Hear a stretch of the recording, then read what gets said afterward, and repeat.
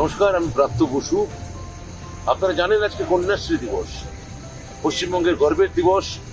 মাননীয় মুখ্যমন্ত্রী শ্রীমতী মমতা বন্দ্যোপাধ্যায়ের স্বপ্নের উড়ান, সারা পৃথিবীর আন্তর্জাতিক খ্যাতিসম্পন্ন কন্যাশ্রী পুরস্কার প্রাপ্ত আজকের এই দিন কন্যাশ্রী দিবস। এটি বাংলার 1 কোটির ওপর মেয়েদের জীবন বদলে দিয়েছে।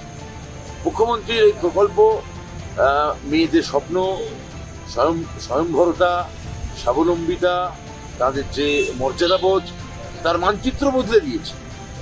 আজকে পশ্চিমবঙ্গের প্রতিটি মেয়ের পড়াশুনো, তাদের অদম্য ঘুরে দাঁড়ানোর ইচ্ছা, তাদের নিজের পায়ে দাঁড়ানো, তাদের লড়াই, তাদের সংগ্রাম এবং শেষ পর্যন্ত যে পশ্চিমবঙ্গের যে শিক্ষা ব্যবস্থা, এটার ফলে সম্পূর্ণ বদলে গেছে এই কন্যাশ্রী দিবসের জন্য।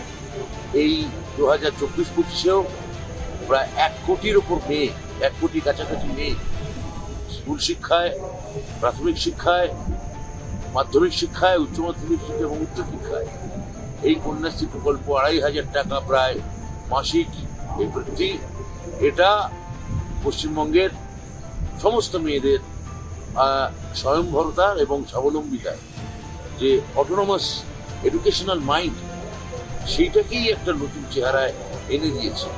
শুধু ভারতবর্ষ নয়, আজকে গোটা পৃথিবীর কাছে কন্যাশ্রী দিবস একটি অবশ্য পালনীয় দিন, একটি অবশ্য মান্য দিন।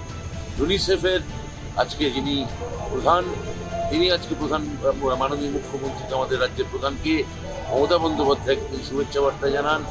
উষ্ণ যে তাঁর কাজ, তা উষ্ণতায় ভরিয়ে দেন আজকে এই দিন।